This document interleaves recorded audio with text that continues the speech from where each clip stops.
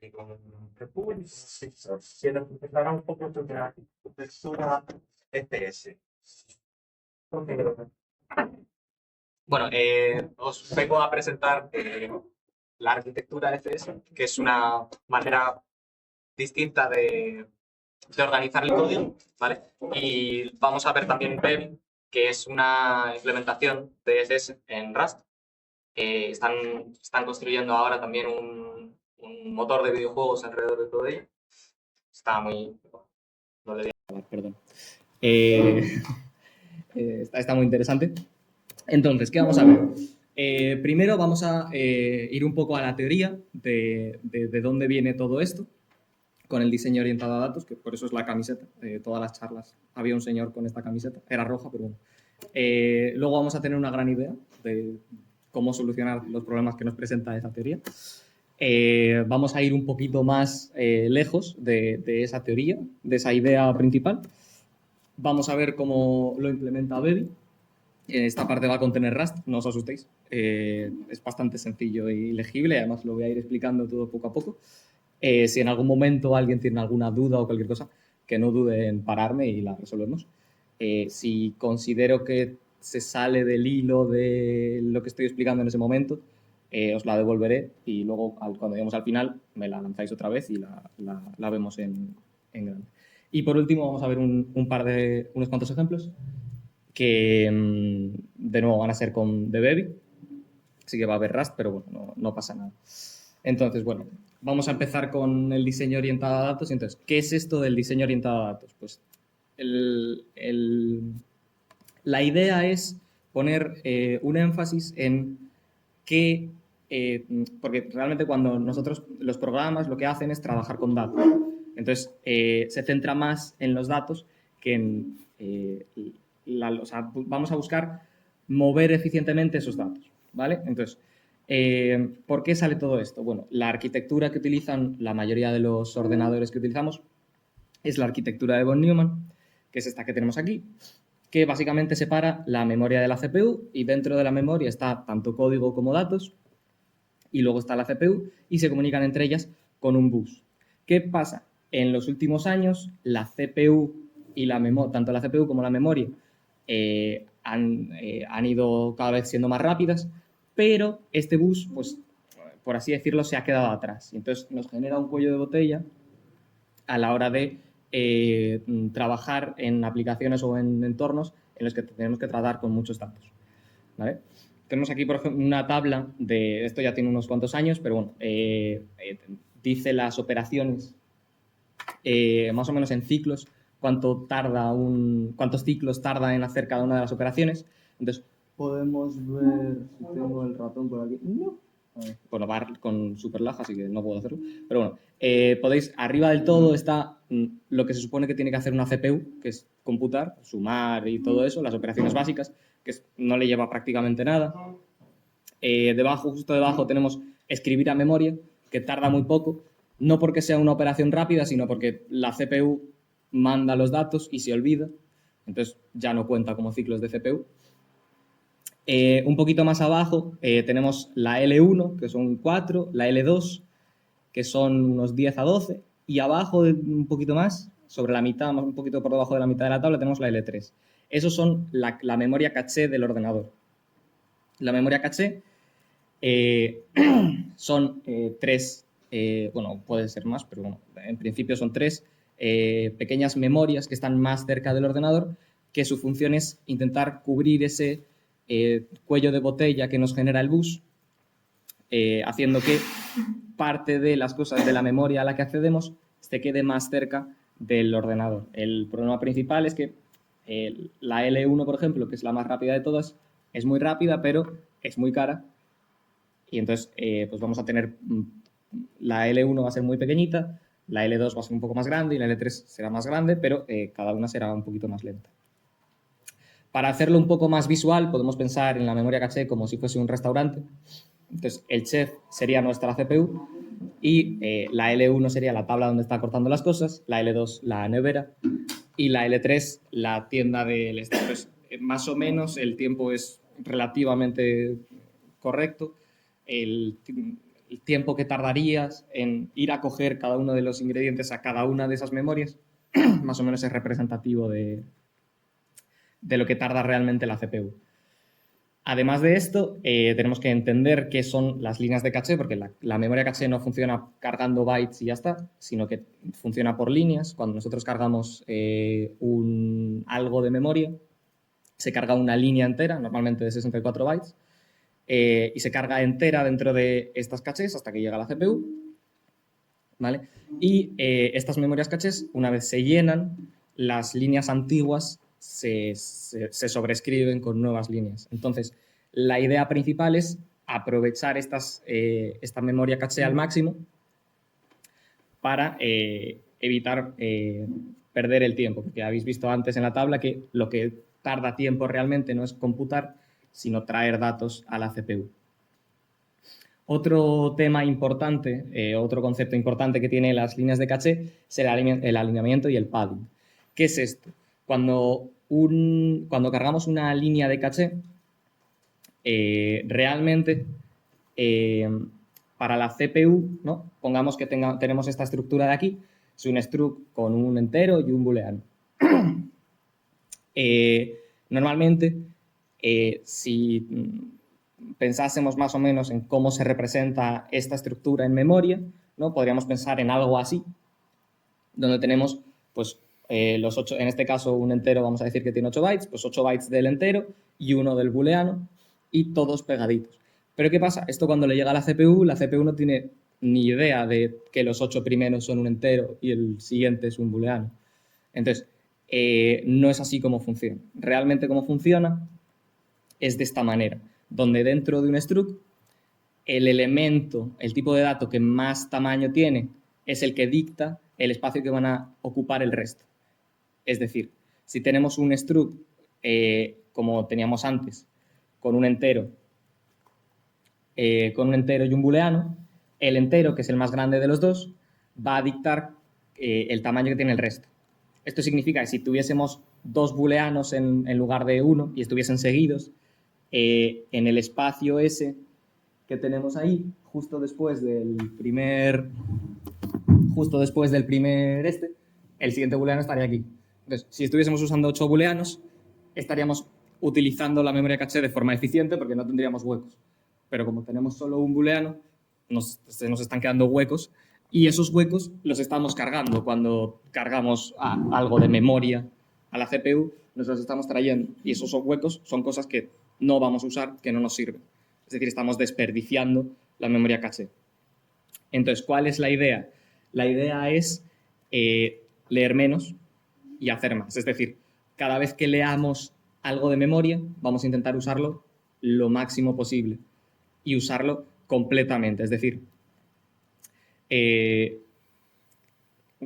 poniendo un ejemplo, ¿vale? Que este es como la estructura principal del diseño orientado a datos, es este de aquí, este combate, por así decirlo, donde tenemos arrays de estructuras, que es lo que hacemos siempre, ¿no? Pues tenemos el struct y hacemos un array de él.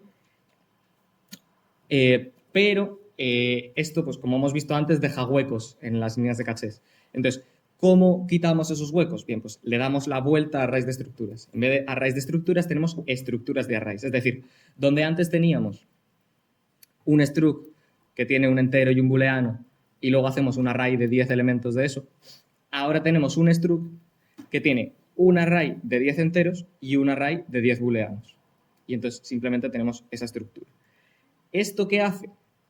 Bueno, si habéis usado C alguna vez, sabéis que, bueno, si no lo sabéis ahora, los arrays en C realmente son punteros. Y los punteros tienen todos el mismo tamaño. Es decir, que ese struct de ahí realmente está compuesto de 2 punteros. En el primer caso, un puntero que apunta a un array de enteros y un puntero que apunta a un array de booleanos. Entonces, cuando carguemos eso, cuando vayamos a iterar por todos los elementos que tiene ese array, realmente como vamos a recibirlos va a ser de esta manera. Vamos a tener un array con muchos enteros y un array con muchos booleanos. En este caso, pues estaba cogiendo los 3 mismos de antes, pero veis que no hay ningún hueco. Si yo tuviese más elementos, pues tendríamos la memoria continua completamente y no estaríamos cargando padding y huecos vacíos que no nos sirven. Un efecto que tiene utilizar esta estructura es que los punteros dejan de sernos tan útiles. Porque antes con un puntero apuntábamos a una estructura entera y podíamos acceder a todos los elementos. Pero como ahora cada parte de esa estructura está separada en un array distinto, necesitaríamos más de un puntero. Entonces, en vez de usar punteros, utilizamos índices que nos permiten acceder al mismo elemento de todos. Y además, los índices tienen bastantes más ventajas. Para empezar, los punteros realmente son índices, pero en vez de a el array específico que tengas, a toda la memoria. Entonces, realmente la forma de trabajar va a ser la misma. Además de esto, los índices nos permiten tener serialización más sencilla, porque no puedes guardar en un archivo de texto un puntero a memoria, pero sí puedes guardar un índice, porque básicamente es un número y siempre va a ser el mismo realmente. Además, los índices pueden ser más pequeños que un puntero, porque el rango que vas a tener no es toda la memoria, así que no necesitas guardar un elemento para todos. Y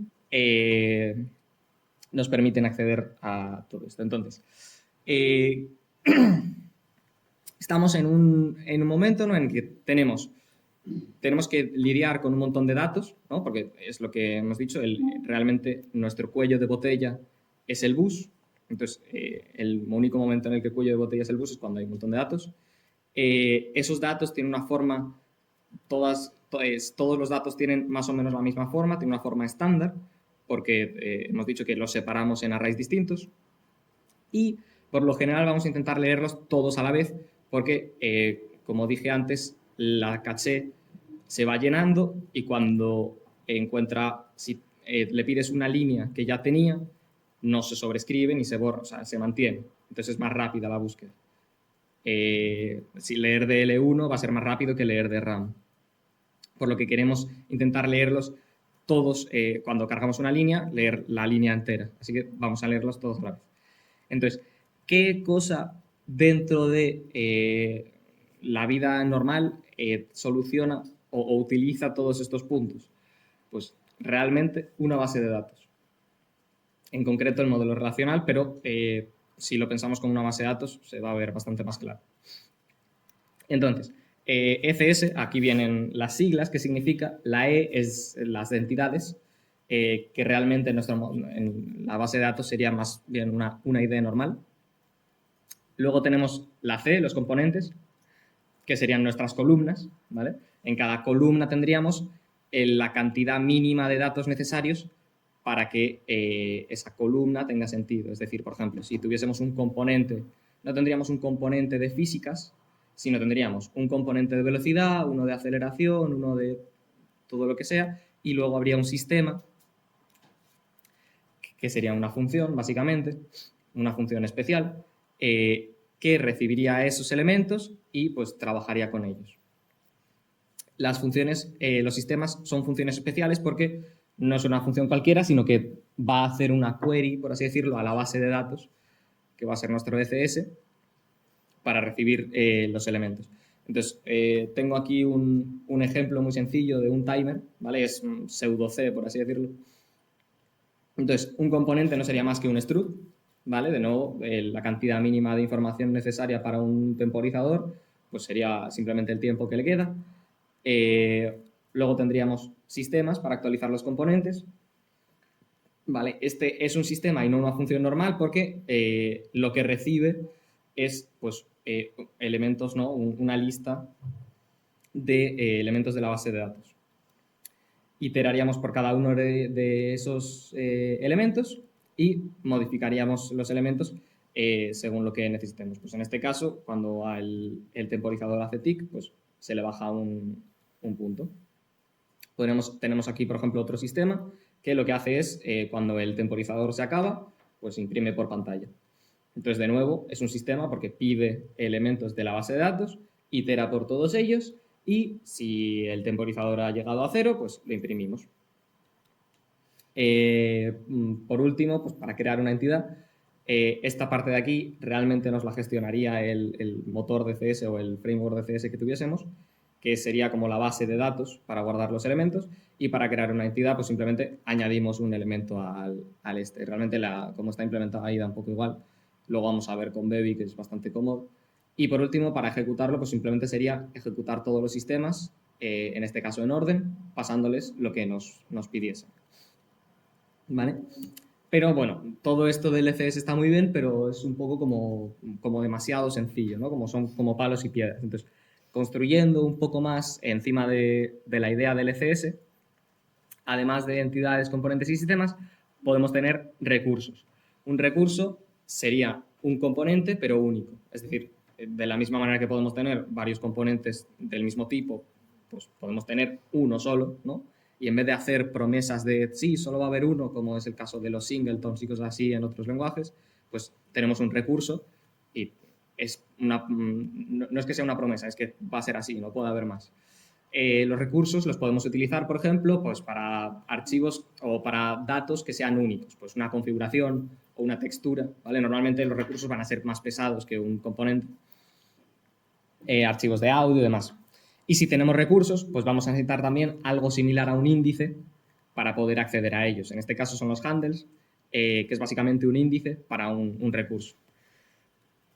Además de eso, nos interesa tener filtros, ¿no? Porque está muy bien lo de tener sistemas y demás, pero si cargo la base de datos entera cada vez que hago una función, pues es un poco... se quita un poco la idea de optimizar el acceso a los datos, ¿no? Entonces, pues podemos tener filtros como dame todas las velocidades de entidades que no tengan este componente o que tengan este componente. Aparte de eso, pues está muy bien lo de ir escribiendo las funciones en un bucle, pero bueno, pues estaría bien poder registrarlas, ¿no? Y que se gestionen sin que nosotros tengamos que decirle cómo hay que gestionarlas. Y si tenemos una forma de registrar los sistemas, pues también podemos tener una forma de organizarlos, ¿no? Con fases, por ejemplo, lo típico en Unity, pues el startup o el update y todo eso. Podemos tener también condiciones. Este sistema solo quiero que lo ejecutes cuando se ocurra esto. Podemos también tener estados de la aplicación, ¿no? Pues se ha abierto el menú o el personaje ha muerto, todo eso. También podemos tener sistemas que no estén registrados, ¿no? Pues tampoco hay momentos en los que para pulsar un botón no es necesario estar comprobando todo el rato si lo hemos pulsado. Simplemente tendríamos esto y el botón, cuando lo pulsas, se emitiría una señal, que ahora veremos lo que son, y llamaría a estos sistemas.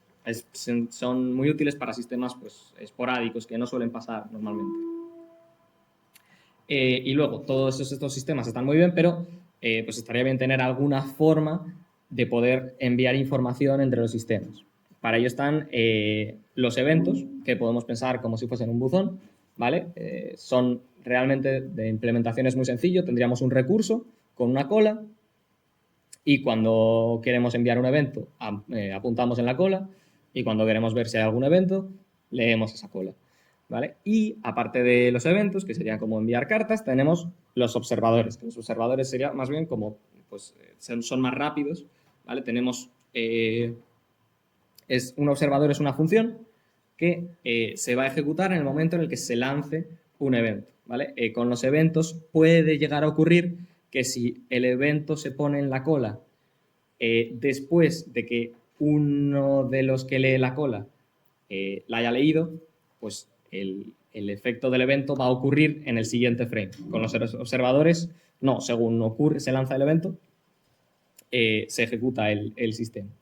Y luego, otra cosa muy útil de tener es detección de cambios. Es decir, cuando se han añadido componentes a nuestra entidad, cuando se han modificado esos componentes, ¿no? Pues, por ejemplo, para actualizar la barra de vida, quiero coger todas las vidas que hayan cambiado, ¿vale? Porque no hace falta actualizar la barra de vida si la vida no ha cambiado.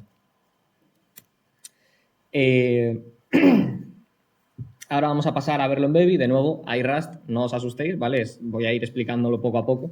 Y si tenéis cualquier duda, por favor, levantad la mano y lo vemos. Entonces, lo primero vamos a ver pues, los ECS, ¿no? Entonces, una entidad, como habíamos dicho, era un índice. Entonces, realmente en la implementación dentro de Bebby es literalmente un entero de 64 bytes. La U esa de ahí es que no tiene signo, ¿vale? En la implementación es un poco más compleja, luego si queréis la vemos, pero realmente se resume en un entero, básicamente. Los componentes, que Bebby nos permite crear un componente con la forma que queramos. Además, aprovecha las macros de Rust, nos permite poner ese derive component encima y automáticamente el struct que haya debajo se convierte en un componente. Implementa todo lo que tenga que implementar del componente y lo hace todo sin que nosotros tengamos que hacer nada más. Además, en Rust tiene dos tipos de structs. Tiene, por así decirlo, los structs tradicionales, que tienen pues, su nombre y su valor, ¿vale? Y accederíamos, por ejemplo, velocity.x, accederíamos a la x. Y luego también tiene los structs de tuplas. Pues si no queremos ponerle nombres a los elementos, pues lo convertimos en una tupla. Y entonces, por ejemplo, vida sería un struct que contiene un entero de 32 bytes sin signo. Luego, recursos. Pues como he dicho antes, un recurso realmente es un componente, pero un poquito especial. Pues la misma de antes. Le decimos que derive recurso y ya es un recurso. Además, he puesto el default porque es una cosa muy, muy útil que tiene Rust. Es que si todos los elementos que hay, bueno, los tres puntitos es que no he añadido cosas, pero puedes poner lo que quieras ahí. Default, si todos los elementos que tiene GameConfig, si esos tres puntitos son todos implementan default, el derive default nos va a implementar un valor por defecto para GameConfig, sin que nosotros tengamos que añadir nada más. Los sistemas. Como he dicho antes, los sistemas son funciones normales, así que en Bebby también son funciones normales, pero con unas peculiaridades. Por lo general, todos los sistemas van a devolver void, o sea, no van a devolver nada, ¿vale? En Rust, el valor de retorno se pondría en la línea 4, entre el paréntesis y la llave, habría una flechita, luego a lo mejor lo vemos, que diría qué tipo de datos es el que devuelve. Entonces, ningún sistema, por lo general, devuelve datos. Y como veis, el primer parámetro, bueno, el único parámetro de esa función, que es un sistema, porque tiene esa query. Esa query de ahí, lo que es cuando este sistema se ejecute, Bebby va a ver él solo va a ver qué es lo que estamos pidiendo. Lo que pedimos está entre las llaves de Cocodrilo, que es el genérico de la query. Va a ver lo que tenemos ahí y automáticamente se lo va a pasar al sistema. Entonces, entre las llaves de Cocodrilo vemos que hay un ampersand, un mood y el velocity. Entonces, esa query lo que va a devolver son velocidades. Y aquí tenemos que pararnos un momento a explicar qué es el sistema de ownership de Rust, ¿vale? Y la forma más sencilla que se me ha ocurrido de expresarlo es, imagínate que estás en el patio del recreo y tienes tu bolsa de patatas fritas, ¿vale? Entonces, el propietario de esa bolsa de patatas fritas, que en Rust sería la memoria, eres tú. Y cuando viene gente a pedirte, pues puedes hacer dos cosas. Puedes dejarles ver la bolsa, que sería simplemente un ampersand, sería una referencia normal, o puedes dejarles que cojan de la bolsa, que estarían mutando, que es lo que tenemos aquí, ¿vale? ¿Por qué es importante que haya un propietario? Porque cuando la bolsa se acabe, cuando termine de usar la bolsa, el que va a gestionar cómo se tira la basura, o en el caso de la memoria, cómo se libera, es el propietario de esa bolsa. Entonces, realmente hemos dicho que hay una base de datos detrás de todo esto, entonces la base de datos es la propietaria de los datos. No nos interesa estar gestionándolos nosotros, para eso estamos utilizando un FS. Entonces, la query lo que estamos pidiendo es, oye, déjame acceder, déjame meter la mano en la bolsa para hacer lo que quiera con las patatas fritas de manera mutable. Entonces, es lo que estamos diciendo ahí. El ampersand mut es una referencia mutable a las velocities. Por lo general, siempre vamos a tener referencias dentro de query. ¿Vale? Luego vamos a ver un caso en el que no, pero os lo explicaré por qué. Entonces, tenemos ahí nuestra query que vamos a recibir pues todas las velocidades de manera mutable, es decir, vamos a querer modificar esas velocidades. Iteramos esas velocidades. Rust tiene unos bucles for bastante limpios. Con el trait de iterator y todo eso están bastante bien. Entonces, simplemente, pues cogemos esas velocities e iteramos por todas ellas. De nuevo, si alguien no acaba de entender qué es lo que pone ahí, por favor que me lo diga. Y pues simplemente, por cada una de ellas, le aumentamos la i en g, por ejemplo, que es la constante de la gravedad. ¿Vale? Aparte de eso, tendríamos eventos también, que de nuevo, como un componente, le decimos que derive evento y automáticamente se convierte en un evento. Los observadores, que había dicho antes que son funciones, en este caso es una función, como antes, pero aparte del resto de cosas que le queramos poner, tiene un parámetro que es un trigger. Ese trigger le está diciendo a Baby que en el momento en el que se lance el evento hitEvent, pues se llame a esta función. Dentro de ese trigger, además, va a estar información de para qué entidad se ha lanzado o los datos que tenga el propio hitEvent. Además de eso, estamos haciendo una query, ¿vale? Ese single es otro tipo de query en el que es una promesa de que solo va a haber un elemento de esos en nuestra base de datos. A veces los recursos no se usan para elementos únicos, o sea, no todos los elementos únicos van a ser recursos, ¿vale? Porque realmente los recursos son para cosas que sí que son obligatoriamente y estrictamente únicos. Una textura de un elemento va a ser única. En este caso, en el juego en el que está modelando esto, va a haber un solo jugador, pero no lo pondríamos como recurso.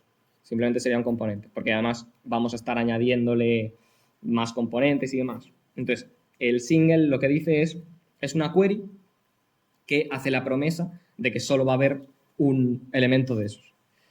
En este caso, la query nos está pidiendo la vida, ¿vale? De nuevo, una referencia mutable a health. Pues, vamos a meter la mano en la bolsa y vamos a hacer cosas con la vida. Y el segundo parámetro genérico de esa query es with player, es decir, vamos a coger todas las vidas de las entidades que tengan el componente jugador. ¿Vale? Y entonces luego, bueno, pues como es único, no hace falta que iteremos por la query, entonces simplemente le decimos que nos dé lo que tiene dentro esa query y modificamos health sin ningún problema. En este caso, estamos sacando del hit event cuánto daño le han hecho, ¿vale? Dentro del hit event, pues venía cuánto daño, por ejemplo, y se lo estamos restando a la vida. Más filtros, porque aquí hemos visto el filtro de with player, pero podemos tener más tipos de filtros, ¿vale? Entonces, de nuevo, tenemos un sistema que es una función normal y recibimos commands. Más adelante explicaré lo que son commands, pero así en corto es una serie de utilidades para trabajar con esa base de datos de CS. Y tenemos aquí la query, la he puesto en 2 líneas para explicar poco a poco. El primer parámetro de esa query es una tupla de entity y health, ¿vale? En este caso, entity, ¿por qué no lleva el ampersand delante? Bien, entity, habíamos dicho antes que es un número, y pasar una referencia a un número es un poco innecesario, ¿no? Entonces, pues entity por defecto se pasa por copia en vez de por valor, entonces no hace falta pedir una referencia.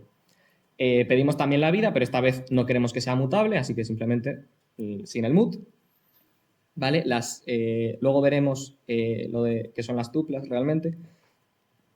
Son un detalle de implementación que es bastante útil.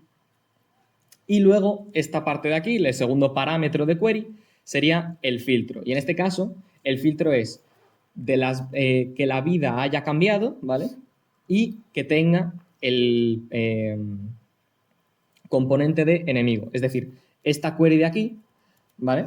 Lo que nos está dando es la entidad, es decir, el ID y la vida de todos los enemigos cuya vida haya cambiado, ¿vale? Porque pues, lo que íbamos a hacer era marcar a los enemigos que han muerto, entonces cogemos los enemigos que les ha cambiado la vida.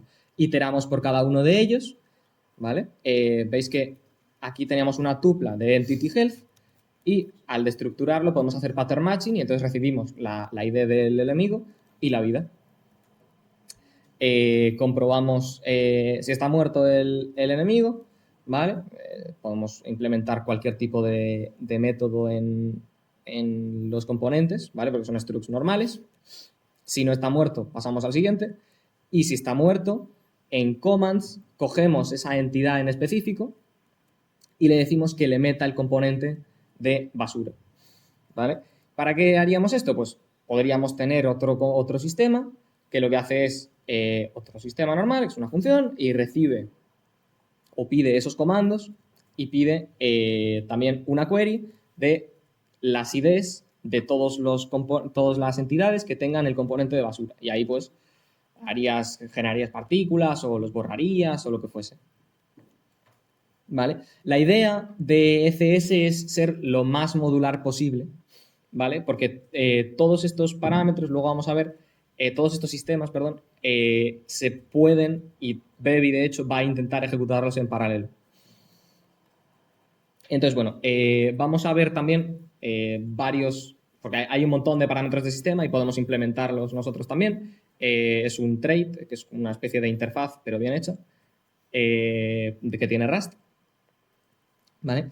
Entonces, he intentado más o menos que sean funciones más o menos verídicas, pero bueno, no acaban de tener mucho sentido, pero bueno.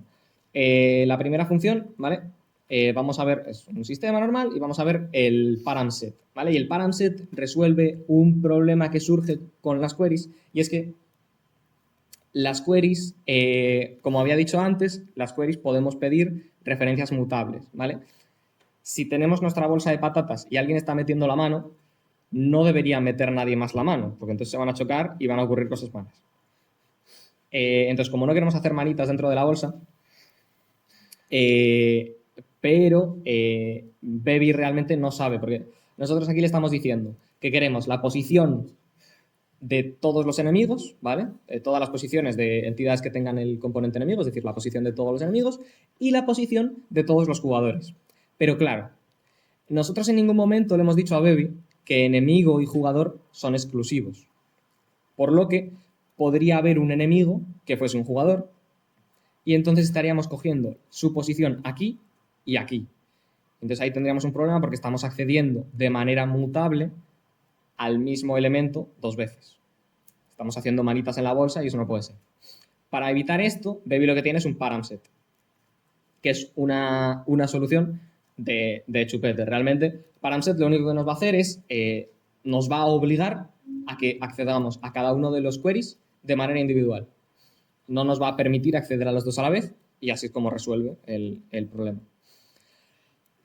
Aparte, tenemos otro componente, otro parámetro del sistema que es un recurso. Así es como pedimos los recursos. Pues igual que teníamos query antes, pues res y el recurso pasado en el genérico.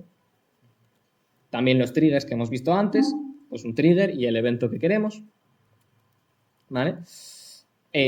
Más parámetros. Option, que es como resuelve Rust el problema del null. Rust no tiene null como tal, pero tenemos option, que es una opción en cualquier momento puede ser o algo o nada. Es decir, nosotros cuando tengamos una option puede tener un valor o puede no tenerlo. Y para gestionarlo, pues compruebas antes, te obliga básicamente a comprobar si tiene un valor o no. Entonces, option también es un parámetro de sistemas. Se puede utilizar tanto en recursos, por ejemplo, como en queries. Y lo que significa ahí es, en el resto de funciones, ¿vale? Bevy solo va a ejecutar el sistema si puede conseguir todos los parámetros de aquí. Si no los puede conseguir, pues no se va a ejecutar ese sistema porque faltaría. Con el option le estamos diciendo a Bevy que si no existe ese parámetro, que no pasa nada, que nos pase un none, o sea, que nos pase un que no hay nada y ya está. En el caso de la query, lo que está diciendo es, en este caso pone la posición y un option de light, es decir, vamos a coger todas las posiciones y si esa entidad ocurre que tenga una luz, pues me la das. Y si no tiene luz, pues no pasa nada, dame la posición y ya está. Un sistema también puede tener datos locales. Esto es muy, muy útil. Podemos tener estado local, pues por ejemplo, A la hora de hacer físicas, puede ocurrir que necesitamos interactuar cada elemento con todos los que tiene en su entorno. Esto sería muy ineficiente hacerlo todos con todos porque es n cuadrado y se nos explota el ordenador. Entonces, por ejemplo, pues podemos necesitar un quadtree o una estructura de datos para aligerar la carga que tenemos de computar, y eso lo podemos guardar en un recurso, o si realmente es un elemento que solo vaya a usar ese sistema, pues lo guardamos de manera local y es más sencillo. Además de eso, pues aquí tenemos cómo lanzar eventos. Tenemos un event reader y un event writer. Pues lo que había dicho antes, un evento realmente, pues hay una cola, hay un recurso con una cola y empujamos a esa cola y sacamos de esa cola cuando queremos lanzar un evento o leerlo. Pues así es como los llamamos, con el event reader y el event writer. Más comandos, más parámetros de sistema. Commands, como había dicho antes, es un conjunto de herramientas para interactuar con la base de datos. Pues commands nos va a permitir añadirle componentes a una entidad, quitarle componentes a una entidad, añadir recursos, insertar eventos, cosas así.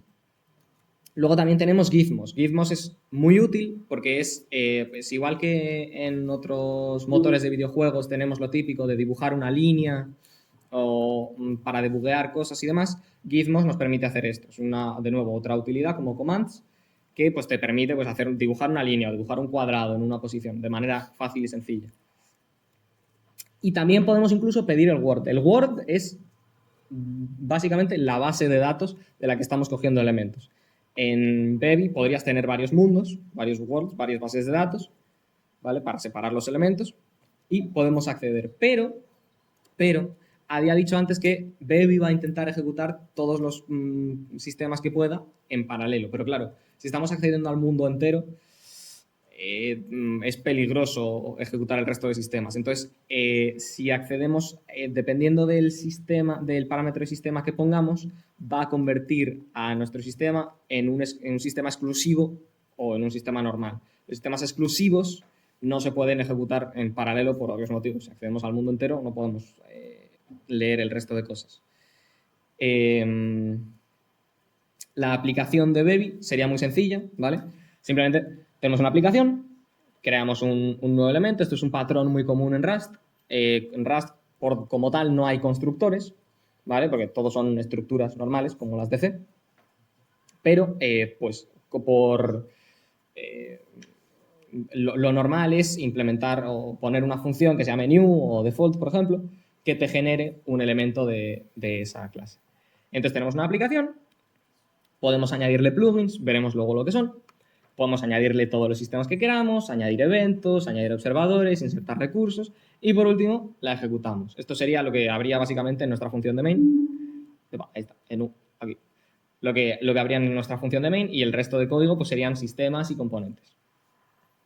Y ahora vamos a meternos en un detalle de implementación muy, muy útil que tiene Bevy, que son los bundles, ¿vale? Los bundles como tal en Bevy solo son de componentes, pero la idea, por así decirlo, que es un grupo de elementos a los que podemos tratar de manera global en conjunto, ¿vale? Existen bundles para componentes, que de nuevo, pues tenemos un struct con varios componentes y decimos que es un bundle con el derive y entonces es un bundle, o la manera más común de hacerlo, que es súper útil para evitar boilerplate y demás, es simplemente una tupla. Antes habíamos visto que había una query que recibía en los parámetros una tupla, pues eso era un bundle. Básicamente cualquier tupla de componentes es un bundle, ¿vale? Todavía con Rust, por motivos de implementación, todavía no está desarrollada la feature que haría que tuvieses cualquier cantidad de elementos dentro de la tupla. Entonces, para que no tarde 1000 años en compilarse de Bevy, las tuplas son como máximo hasta 16, pero podemos nestear, podemos tener varios niveles de tuplas. Entonces, realmente podemos pedir cualquier cantidad de componentes. En los sistemas también tenemos bundles o conjuntos, ¿vale? En este caso tenemos un snippet de antes de añadir sistemas, ¿vale? Añadir sistemas recibe dos parámetros. En qué fase queremos añadir esos sistemas, porque por defecto Baby viene con unos fases, que podemos nosotros crear unas fases, ¿no? Pero bueno, este viene con las más comunes.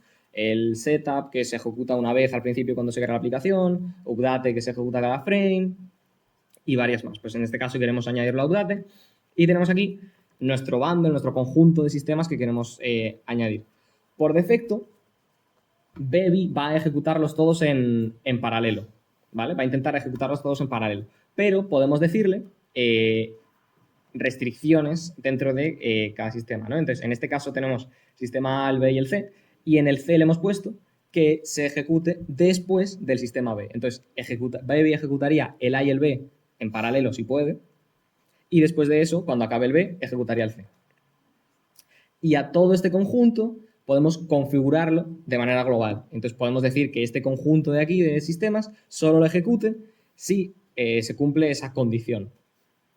¿Vale? Y entonces estaríamos condicionando tres sistemas con una sola condición.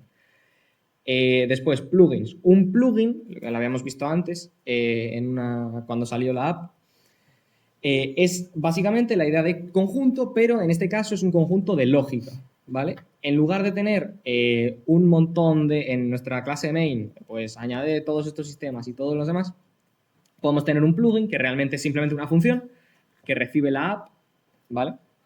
¿Veis? Antes en la aplicación teníamos aquí, en la aplicación teníamos ese app new, ¿vale?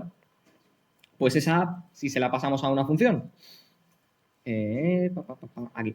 Si se la pasamos a una función de manera mutable y dentro de esa función añadimos nuevas cosas a la app, pues sería la idea del plugin, ¿vale? Y ahora lo que hemos hecho es quitar de el main todos los sistemas, pues ponte, de física y los hemos metido aquí.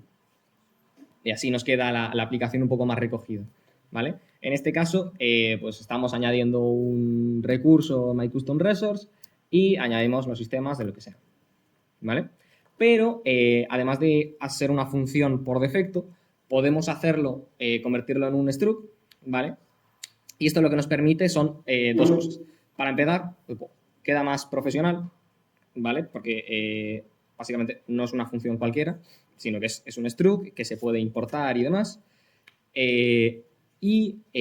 Pues como veis ahí, simplemente implementa plugin para mi plugin. Esa es la forma que tiene Rust de implementar interfaces para structs.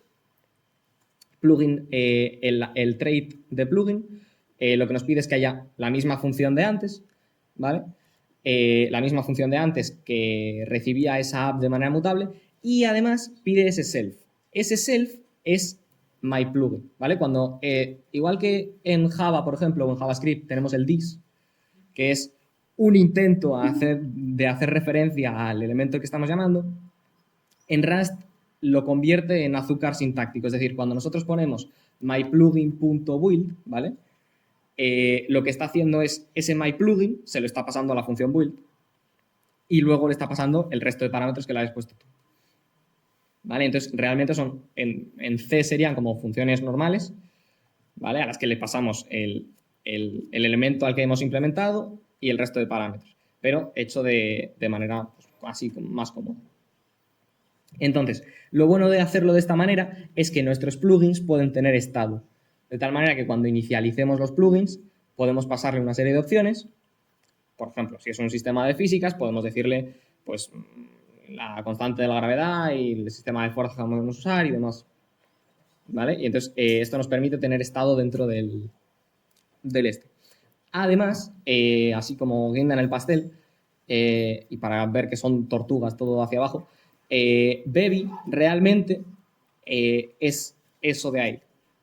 Cuando añades los plugins por defecto de Baby a tu aplicación de Baby, estás añadiendo Baby entero, ¿vale? Ese default plugins, hay un montón de plugins que se encargan pues de ejecutar la aplicación cada frame, de actualizar la pantalla, de lidiar con la ventana, el input de, pues, con teclado, con mando, con demás, está dentro de ese default plugins. Aparte de esto, en Baby antes dije que por lo general los sistemas no devuelven nada, pero claro, hay momentos en los que nos es muy útil devolver algo de un sistema, ¿no? Si tenemos, por ejemplo, código de red que pueda fallar, antes he dicho que en Rust todos los errores se gestionan con tipos como option. También hay otro tipo que es result, ¿no? Que es, puede ser o que haya salido bien la operación o que haya habido un error. Entonces, para devolver este tipo de datos, podemos componer varias funciones normales en un sistema entero. Entonces, en este caso, por ejemplo, tenemos código de red, lo metemos en el update y tenemos, le estamos metiendo el código de red, pues imagínate que sea que se conecta a tu base de datos de verdad y coge lo que le hayas pedido y le pasa lo que haya encontrado. Si ha encontrado un error, pues le pasa un error. Si ha encontrado el jugador, por ejemplo, le pasa al jugador a el sistema que le estemos pasando. Súper útil para todo esto. Lo único que todo como tal hace un sistema, las dos funciones hacen un sistema, y entonces esas dos funciones se van a ejecutar en bloque, no se van a ejecutar en paralelo. Y tenemos el pipe, que es para conectar, por así decirlo, sistemas. Y tenemos el map, que es para utilizar funciones que normalmente no serían sistemas, ¿vale? En este caso, por lo que he visto, el map solo se usa pues, para debuguear, para imprimir cosas por pantalla, por ejemplo. Entonces tenemos aquí un sistema que puede fallar y lo mapeamos a debug, que es una función que nos da Baby, que lo que hace es pues, imprimir por pantalla que lo que sea que se le haya pasado. Y también tenemos, aparte de paralelización fuera de los sistemas, podemos paralelizar dentro de los propios sistemas, ¿vale? Entonces esto es un sistema que recibe una query con las velocidades de manera mutable y entonces, en lugar de hacer el for que teníamos antes de iterar por los elementos, decimos que ese par de ahí implica que es paralelo y entonces por cada uno de esos esta función recibe una lambda, por así decirlo, una función sin nombre, que en Rust son así, con las barritas verticales va el parámetro dentro. En este caso, Rust, su sistema de tipos es precioso y espectacular, entonces ese velocity sabe perfectamente que es ese velocity, es de tipo velocity ahí, ¿vale? No hace falta que se lo digamos nosotros, Rust lo sabe. Y entonces simplemente decimos que lo vamos a modificar y pues le añadimos en este caso pues lo mismo de antes, ¿vale? Vamos a ver ahora un par de ejemplos, ¿vale? En principio los tengo abiertos, pero no sé yo muy bien cómo vamos a... ¿Dónde está mi rato? Ahí. ¿Vale? Va a ir un poquito lento esto, así que va a doler. Pero si hago así... No. Ahí está, vale, es que tarda un poquito. Es vale. más fácil que lo mires desde tu pantalla y asumas que... Claro, espera, voy a hacer... Ahí está, vale, ok, bueno, tengo una resolución espectacular. Bien, vamos a ver un par de ejemplos, ¿vale? Entonces, el primer ejemplo que vamos a ver es girar un sprite para simplemente pues, ir viendo cómo... Vale, realmente la aplicación, por así decirlo, no hace nada. Lo único que nos interesa es ver código en la naturaleza, ¿no? Entonces, bueno, tenemos aquí la función main, que es el main de todo, de cualquier lenguaje, ¿vale? Lo que habíamos visto antes, una app new, y entonces añadimos los plugins, los default plugins, esto sería Baby, vamos a ponerlo bonito, espectacular. Y luego tenemos aquí, esto es algo muy común, pues lo que había dicho, en el startup vamos a llamar a setup. Y entonces setup es una función que recibe los comandos, ¿vale? Y este asset server de aquí es un recurso que nos da Baby ya por defecto, que es básicamente el que gestiona, pues, cargar todos los elementos y demás. Entonces tenemos aquí commands, spawneamos una cámara, porque queremos ver. Si no hay cámara, pues no puedes ver. Esto he llegado a estar bastante tiempo diciendo, ¿por qué no funciona? Porque no había cámara. Y luego, pues, spawneamos, creamos un sprite, ¿vale?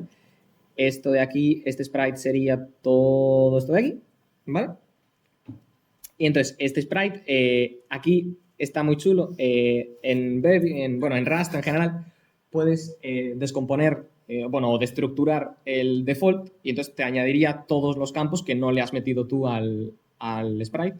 Bastante útil para no tener que estar poniendo pues, los campos por defecto, ¿vale? Simplemente decimos, de hecho, incluso Bebby te exporta el tipo default y entonces simplemente pondrías punto default y ya te expande el resto de campos sin que tú tengas que tocar nada, que siempre es útil. Y entonces a este sprite lo que le cambiamos, le decimos que al asset server le pedimos que cargue este recurso de aquí, entonces el asset server lo que va a hacer es va a irse a este path, va a coger esa imagen, la va a guardar como un recurso y nos va a devolver el handle, la ID de ese recurso, ¿vale? Y se lo guardamos en imagen.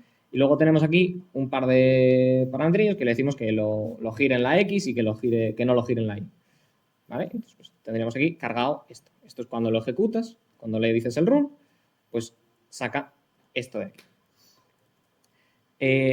Otro ejemplo, vamos a ver animación simple. Aquí. Bien. Este sí que podemos empezar a ver cosas, ¿vale? Nos pone aquí que pulsar la flechita de un lado anima al bichillo de ahí y pulsarla del otro lado anima al de ahí. Entonces, ¿cómo se hace esto? Bien. Tenemos aquí un montón de cosas. Este es nuestro main, no os asustéis. Aquí está el main, ¿vale? Y entonces, igual que antes, hacemos una nueva aplicación, le añadimos los plugins por defecto y en este caso no nos interesan todos los plugins por defecto como vienen por defecto, sino que queremos configurar el plugin de la imagen para decirle que utilice Nearest. Esto es para cuando estamos utilizando pixel art, ¿vale? Por defecto, cuando tú tienes una imagen, lo que va a intentar hacer es hacerle smooth para que los bordes sean pues, más suaves y demás, pero en pixel art esto no te interesa porque te cargas la imagen. Entonces, le estamos diciendo que sí, que son píxeles, que no se preocupe, que no nos haga ningún smooth, ¿vale? ¿Ves? Esto de aquí previene que los sprites salgan ahí medio borrosos. Añadimos setup en el startup y en la actualización tenemos la función de ejecutar animaciones y además lo ha puesto en este separado, pero podríamos hacerlo todo junto. Está separado para mejor claridad porque aquí tiene dos cosas más complejas dentro de Rust, pero que no os preocupéis, os lo voy a explicar. En el update, igual que arriba, lo que va a hacer es que, claro, con este ratio se ve un poco raro, pero bueno, este es el sistema que se encarga de comprobar, bueno, que ejecuta la animación del sprite de la derecha y este es el sistema que ejecuta la animación del sprite de la izquierda. Como veis es la misma función, pero tiene un parámetro genérico. Ahora voy a explicar eso. Antes de eso vamos a ver estas dos funciones solo se ejecutan si se acaba de pulsar la flecha de la derecha, ¿vale? Estos son todo cosas que nos da Bebby. Para hacerlo más sencillo, normalmente tendríamos aquí un sistema que comprobase eso, pero pues Bebby nos permite tener esta función que básicamente nos comprueba si se ha ejecutado. O sea, ya nos da el sistema hecho, por así decirlo. Entonces, ¿qué es esto de aquí de parametrizar la función con esto? Tenemos aquí la función, ¿vale? Es una función normal, pero tiene esto de aquí y entonces esto de aquí lo que hace es que sea genérica, ¿vale? ¿Qué significa que sea genérica? Que podemos tener varias y entonces lo que hace es pedir un single, una query que solo va a devolver un elemento que tenga el filtro, ¿vale? Va a depender del parámetro que le hayamos pasado aquí, ¿vale? Esa S es esta de aquí. Por lo que va a coger la configuración de animación de las entidades que tengan este componente que le pasamos aquí, ¿vale? Entonces, con una sola función, escribiéndolo solo una vez, la podemos reutilizar en varias ocasiones, ¿vale? Lo que hace aquí dentro tampoco nos interesa demasiado, pero bueno, lo que hace básicamente es pedirle, reiniciar el timer de los frames, ¿vale? Realmente una animación es bastante similar a un temporizador, ¿vale? Tiene una serie de frames por los que va pasando y cuando llega al final, pues se para. Entonces, se parece mucho. Vamos a... Por favor, gracias. Luego, pues tenemos un struct normal, ¿vale? O sea, un componente que es un struct normal que tiene, pues, dos usize. Usize es un tipo de número, ¿vale? Que en este caso el tamaño depende de la arquitectura que utilice el ordenador. Puede ser de 64 o de 32 bits. Pues el usize sirve para gestionar eso. Es normalmente con lo que indexas los arrays y demás, ¿vale? Y básicamente lo que hace esto es, tiene un timer, ¿ves? Tiene un timer y por cada frame va accediendo a un frame distinto de la animación, ¿vale? Y tiene los FPS. En este caso, pues es un entero de 8 bits porque no necesitamos más espacio. Después, a este animation config, ¿vale? Este animation config de aquí, le implementamos una serie de métodos. Esto es como en Rust podemos, estos bloques de implementación, lo que hace es, por así decirlo, asocia las funciones que hemos definido dentro a este struct, para que cuando nosotros tengamos un dato que sea de tipo animation config, podamos poner .new, ¿vale? Bueno, en este caso, esta no recibe self, entonces no hace falta que tengamos el valor como tal, pero bueno, que sirve para poner, asociar los métodos. Pero por el resto son funciones normales. Entonces tenemos un new, ¿veis? Se suele utilizar mucho y pues recibe los parámetros que se necesite el y creamos un struct, ¿vale? Como veis, simplemente crear un struct no es más que definir los tipos de datos. Este self de aquí, con S mayúscula, es azúcar que nos da Rust para, en vez de tener que escribir animation config todo el rato, pues decimos self y ya está. Y luego, esta es otra función que crea un timer. ¿Veis? Aquí es lo de la flechita que os decía antes y simplemente pues le pasas los FPS y hace las mates que necesite para crear el timer. Es que con esta fuente, o sea, con este ratio se ve un poco feo, pero bueno. Aquí tendremos, por ejemplo, la función que ejecuta las animaciones. Le pide a Baby el tiempo, ¿vale? Como recurso y pide además la configuración de la animación, todas las configuraciones de las animaciones de manera mutable y todos los sprites, ¿vale? De nuevo con los paréntesis. Itera por cada uno de ellos, veis, hace pattern matching aquí con esa query, itera de manera mutable y bueno, hace cosas. Tampoco es muy interesante, simplemente ver que hace cosas. Tenemos los componentes aquí. Veis que estos componentes no tienen, es un struct, pero no tiene datos. Rust nos permite tener structs de tamaño 0, ¿vale? Esto cuando se compila Rust, ese struct no representa espacio en memoria. Rust hace magia y puedes tener, de hecho, puedes tener arrays o vectores o listas de elementos que no tengan tamaño en memoria. Es bastante curioso. Entonces, cuando se compila Rust, lo único que hace es guardar cuántos hay y ya está. Y la función de setup que habíamos visto antes, pues simplemente recibe los comandos, el asset server para cargar todas las texturas y aquí pues pide un atlas para guardar los sprites ahí. Crea la cámara, carga las texturas de los estos, spawnea un montón de cosas y ya está, y hace sus cosas, ¿vale? Vamos a pasar al siguiente, ¿vale? Que sería el ejemplo de los plugins. Aquí, ¿vale? Este ejemplo no hace absolutamente nada, simplemente para demostrar lo de los plugins.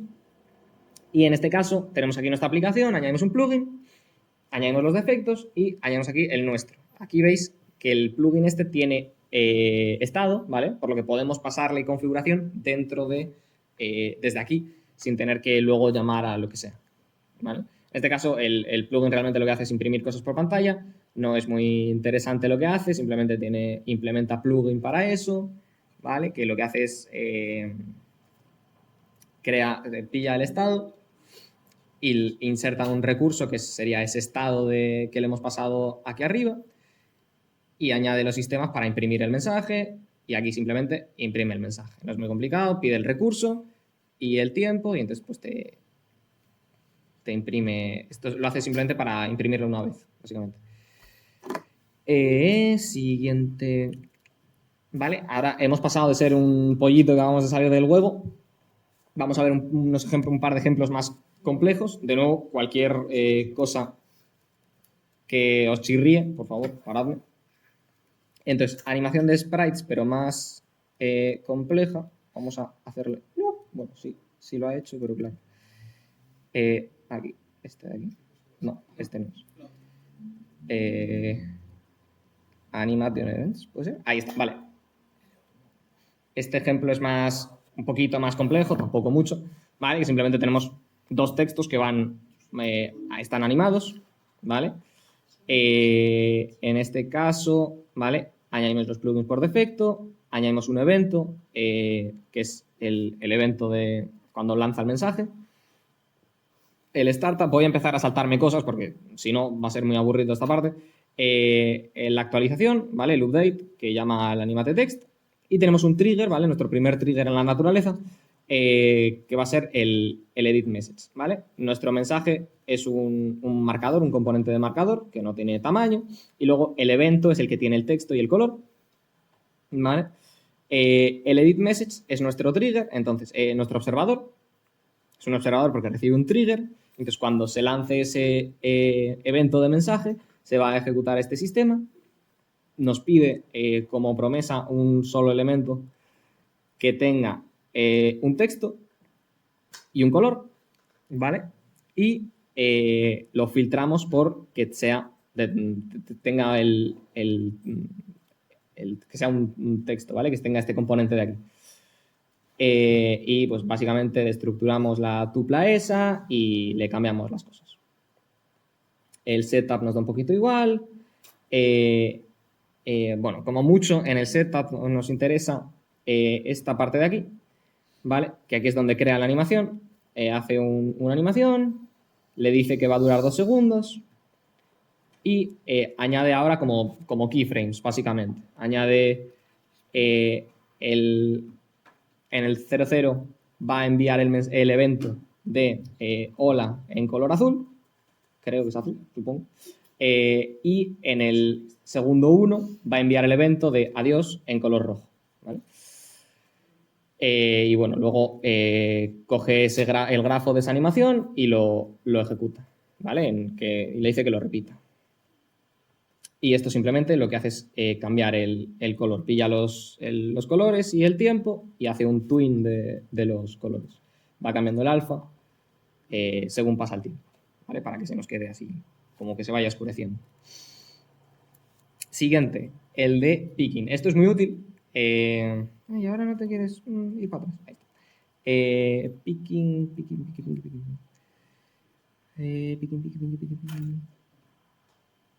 Aquí. Vale. Esto es muy útil. Muchas veces, cuando tenemos una aplicación o tenemos un entorno en 3D, queremos seleccionar elementos, ¿no? Bebi nos viene en la última versión. Bebi ahora mismo está en la 0.15, ¿vale? O sea, todavía le queda bastante, pero es bastante usable. Y de hecho ya hay juegos incluso que utilizan Bebi. Luego vemos un par de ejemplos. Entonces, este ejemplo lo que nos muestra es esta capacidad de aquí de seleccionar un objeto en 3D, ¿vale? Poder marcarlo. Entonces, con este mensaje añadimos cubitos y luego los cubitos se pueden agarrar y girar, ¿vale? Entonces, vamos a ver cómo está implementado. Añade los plugins por defecto y añade el plugin de poder piquear esos meshes de los cubos, porque lo que pone aquí no está en los plugins por defecto.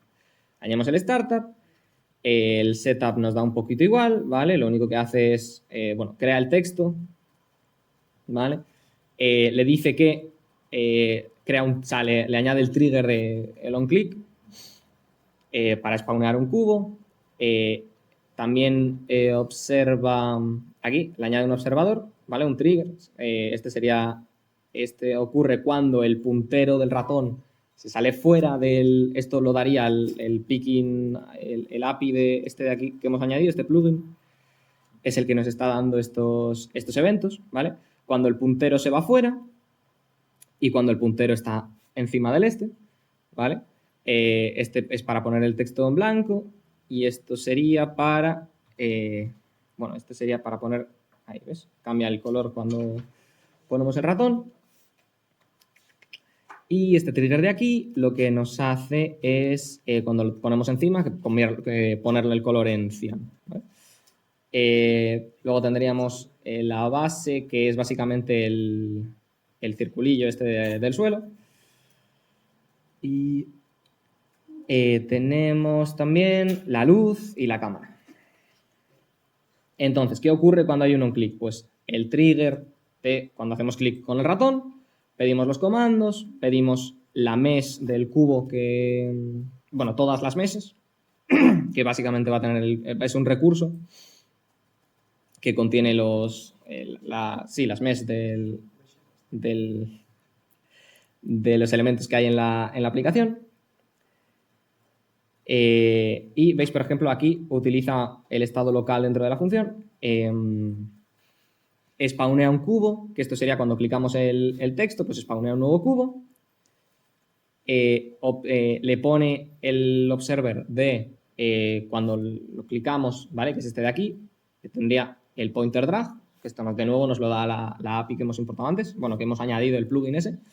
Y simplemente añade un nuevo elemento porque utiliza ese num aquí, ¿vale? Cuando spawneamos varios, que sale uno encima del otro, pues eso lo hace con ese estado local. Y aquí, pues simplemente le decimos que rote cuando hacemos el drag, que rote los elementos, ¿vale?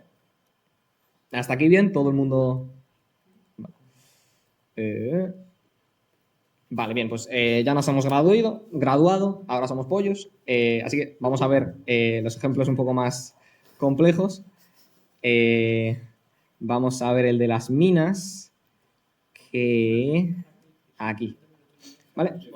Este ejemplo es un poco más complejo, ¿vale?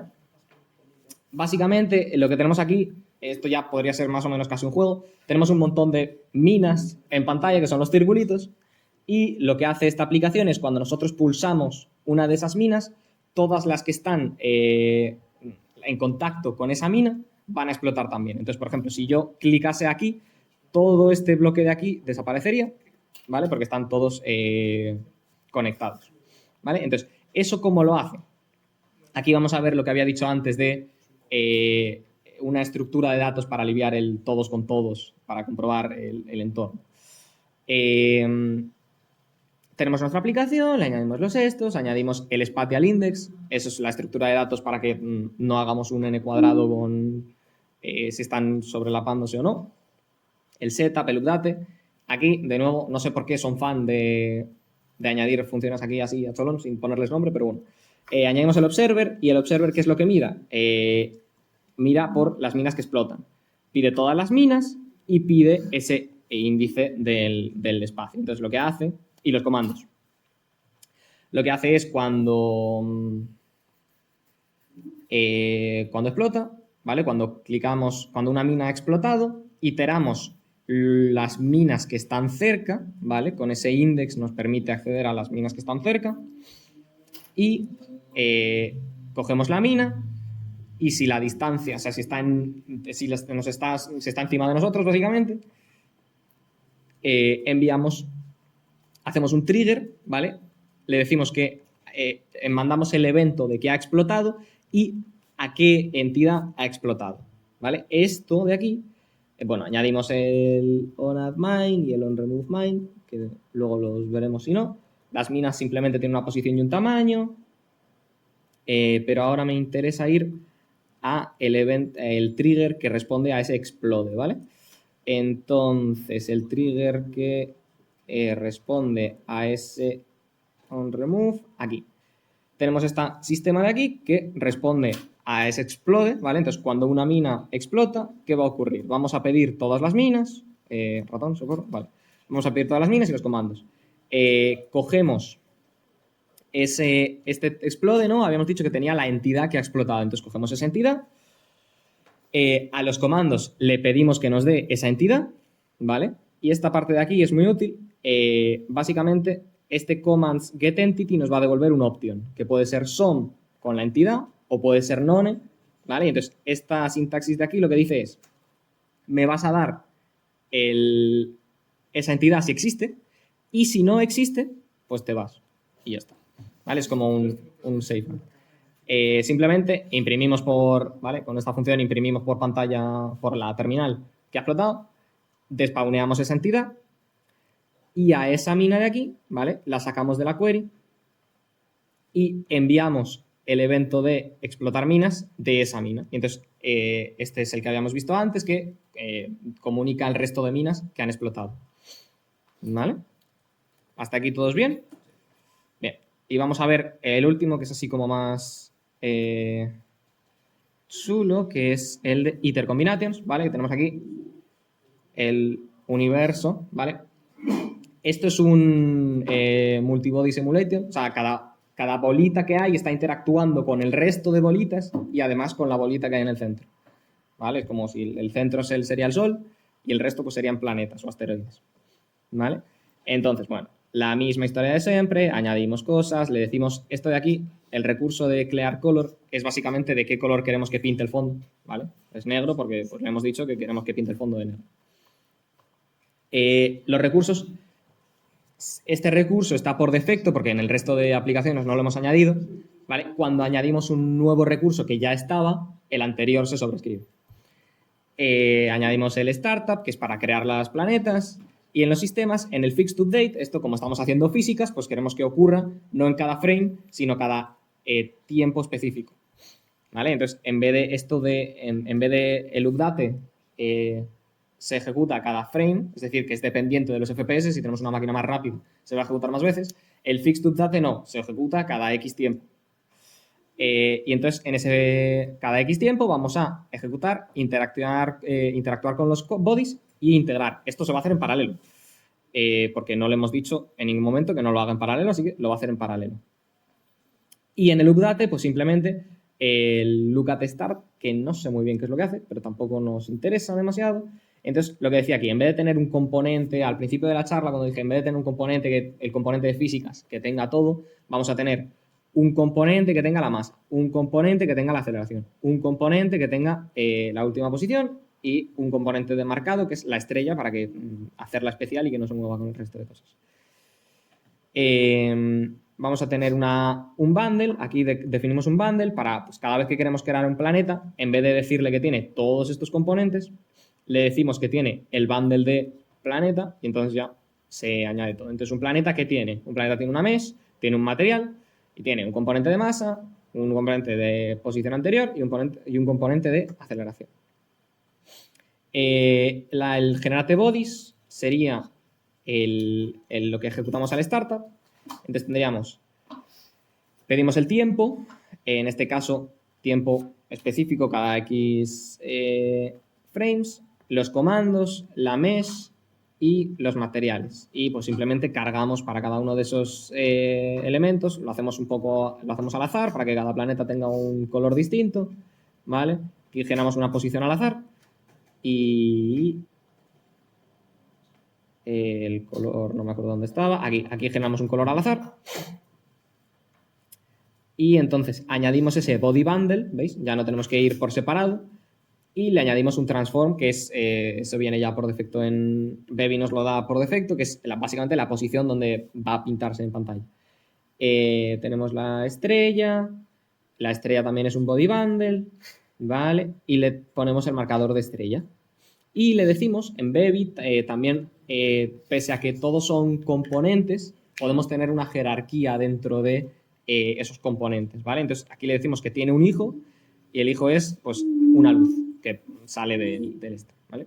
Realmente como está implementada esta jerarquía es esta estrella va a tener un componente hijo que va a tener los índices, bueno, va a tener un componente hijo que va a tener todos los índices de los hijos que tiene y cuando los hijos van a tener el componente padre que va a apuntar a su padre, básicamente. Luego spawnamos la cámara y ya está. Y ahora, la parte de interacción de bodies. Esta parte de aquí es como la más computacionalmente intensa, ¿no? Porque tenemos que comprobar todos con todos. Entonces, bueno, pedimos la query, como antes igual, tenemos una query, vamos a coger todas las masas y todos los transforms. Este global transform es simplemente de manera global porque podemos tener, cuando tenemos hijos, por ejemplo, los transforms van en relación al padre y el global transform es sin que sea relativo, es absoluto. Y vamos a pedir también la aceleración. Y esta parte de aquí es la interesante. Tenemos la query, nos permite hacer un iter combinations, es decir, esto sería el todos con todos, sin que nosotros tengamos que sacarlo e implementarlo de nuevo, ¿vale? Entonces, este iter sería un todos con todos Y aquí lo hace de manera distinta porque al ser todos con todos es un poco más complejo. Vamos a intentar masticarlo. Entonces tenemos un while, vamos a tener un bucle de alguna manera porque tenemos que pasar por todos ellos, ¿vale? Y aquí decimos que estamos destructurando, ¿vale? Tenemos un array de... Aquí tenemos... Esto de aquí es un array entero, ¿vale? Y tenemos la primera tupla, que sería masa, global transform y acceleration, y la segunda tupla, de nuevo, masa, global transform y acceleration, ¿vale? Esto es lo que nos da el iter combinator.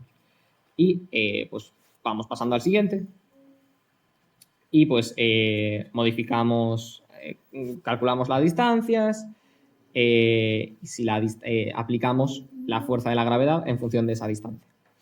Luego tendríamos integrate, mates, no nos interesa demasiado, y el look at star, que simplemente pues, le dice a la cámara que apunte hacia la estrella. ¿Vale? Por eso no se mueve en la simulación. ¿Vale? Y ya habríamos pasado por todos los ejemplos. Así que si tenéis alguna duda o queréis preguntar algo o comentar algo, ahora es el momento. Y si no, pues ya habríamos terminado la charla. Como mucho, podemos ver, si queréis, podemos ver la implementación aquí. Lo que había dicho antes de la IDE, este es el código fuente de Bevy. Aquí tenemos el struct entity. Como os dije, hay cosas feas, pero bueno, esto de aquí es como en C cuando ponemos lo de lo de los macros, lo del if, no sé qué. Pues esto, si el target es little endian, pone el índice delante del generation, que son U32, entonces como veis la suma es un U64, y si es big endian, pues lo pone detrás. Y ya está. Entonces, veis, es simplemente una entidad, es un número, y ya está, no tiene mucho más. Así que, pues, nada, si no tenéis ninguna duda ni cosas que decir. Sí.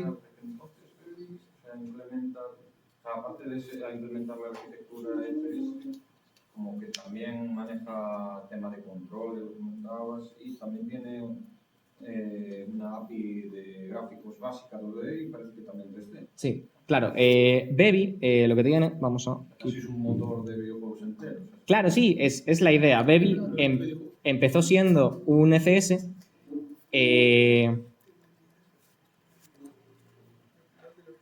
Bevy, de hecho, vamos a ir aquí, perfecto. Bevy empezó siendo un FS, ¿vale? Pero encima de ese FS, porque ya como ya he dicho, Bevy es completamente modular. De hecho, puedes coger hay algún... Mira, por ejemplo, TinyGlade, este de aquí. ¿Está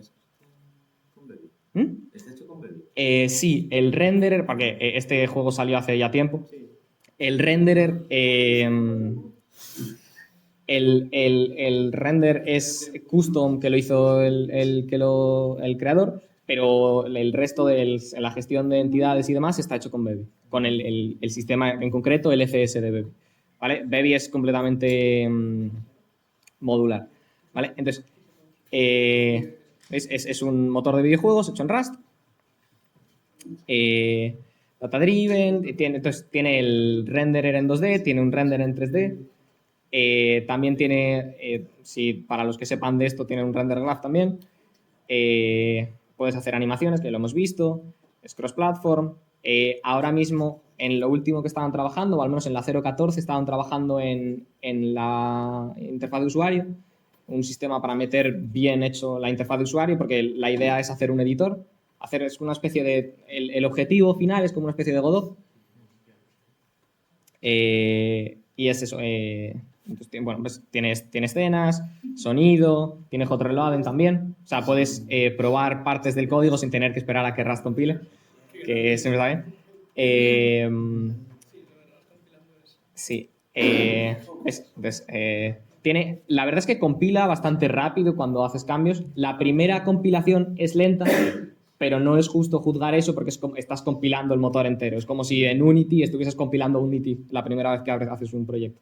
La primera vez tarda bastante, pero el resto es bastante rápido. Y luego es open source, ¿no? Que de eso va la historia. Entonces, dentro de esta página, que está muy bien, tienen también documentación, ¿vale? Hay un libro, hay un montón de recursos, ¿vale? De esto. Y también tienen la sección de ejemplos, que es la que hemos estado viendo. Pillé algunos ejemplos de aquí, ¿vale? Tienen un montón de ejemplos. Tienen para ver render en 2D, 3D, animaciones, la aplicación, audio. Hay juegos enteros incluso, ¿vale?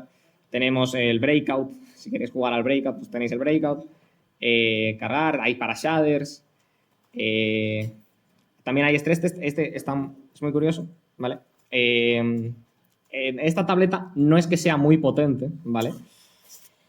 Es bastante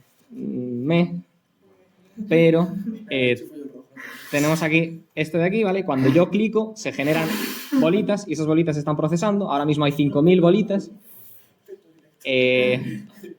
¿Vale? 10.000 bolitas y bueno, está compartiendo y demás, pero va a 30 FPS. ¿Vale? O sea, realmente funciona bastante bien. Podemos petarlo sin problema. 30.000 bolitas y... No sé, a ver, tampoco no va a ir a 60 FPS porque ya he dicho que la esta es bastante de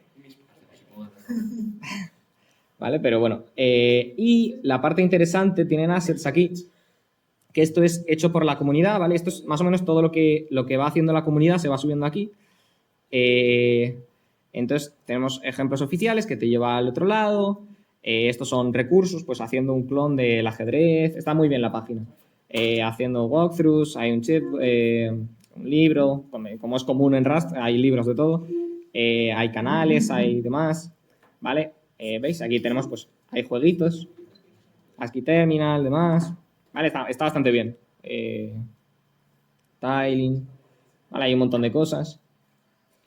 Scroller, hay para 3D. O sea que si os interesa, si os ha gustado el Bebby pues podéis mirarlo.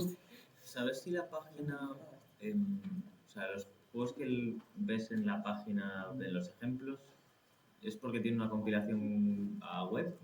Claro, aprovechan... ¿Lo ves? Vale. Bueno, esto te lleva directamente a tal, ¿vale? Porque no todos están ya compilados porque necesitas un lugar para hostearlo y demás. Pero sí, Bebby puede compilar, como hemos estado viendo antes, Bebby puede compilar a WebAssembly. Claro, sí, todos estos ejemplos el ejemplo que habíamos visto antes del tal eran WebAssembly.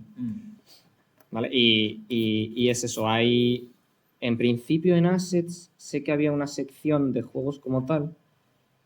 Creo, aquí, Games. ¿Vale? Entonces, bueno, pues hay un montón, ¿vale? De nuevo, esta es de la 09, 07, 03, o sea, cada 3 meses más o menos sacan una nueva versión y, bueno, pues algunas veces rompen cosas porque todavía no es, ya es una beta todavía, ¿no? Pero bueno, que es bastante funcional, o sea, se pueden hacer cosas bastante chulas. ¿Quién es el mega burro, por ejemplo? ¿Vale? Posiblemente... es para una jam, ¿ves? Hay un montón de tal. Entiendo que aquí. ¿Puedes jugar al juego aquí?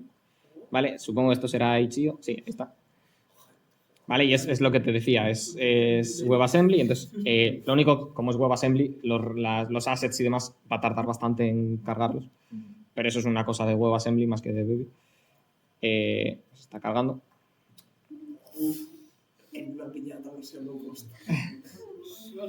Vale, no sé si tenemos zoom. Bueno, no tenemos zoom, pero bueno. Sí, puedo hacer. Vale. Ahí está. ¿No sirve? Está cargando. Vale. Sí, está cargando, vale, esto de aquí. Ahí está. Claro, es multiplayer. O sea, aquí, vamos a ver más cositas. Ya hay una librería de red, ¿vale? Que es Renet. A lo mejor por aquí, UI, templates, networking, ¿vale? Hay bastantes librerías así chulas de red. Replicon, Lightyear, o sea, ya hay un montón de cosas hechas para Bebby y están bastante bien. También hay librerías de físicas, de interfaz. De hecho, por ejemplo, muchos antes de que... Porque Bevy, la idea de Bevy es sacar un editor, modo Godot, pero bueno, mientras no lo tiene, pues la gente hace medio editores y demás. Vale. Vale, bueno, esto sí, tiene pinta, no parece que sea de Minecraft, parece que está implementado con Bevy, o sea que sí. Bevy, mira, Tailwind, han hecho Tailwind para tal, tenéis CSS también. Actualmente la parte de la interfaz es un poco boilerplate porque, bueno, definir una interfaz por lo general es bastante específica y fea, entonces, bueno, pero la idea es esa, sacar... demás. El Ratatouille, tiene, es verdad, puedes, como target de gráficos, puedes tener la terminal, que siempre está bien. Puedes hacer juegos directamente a la terminal, que es esto de aquí, el Ratatouille. Esto está renderizando a la terminal. Usando Ratatouille, que está bastante bien para además. Entonces, es una... Todavía no está acabado del todo, ¿no? Pero bueno, está bastante bien el esto. Así que bueno, si no hay más... Si no hay más dudas ni nada así,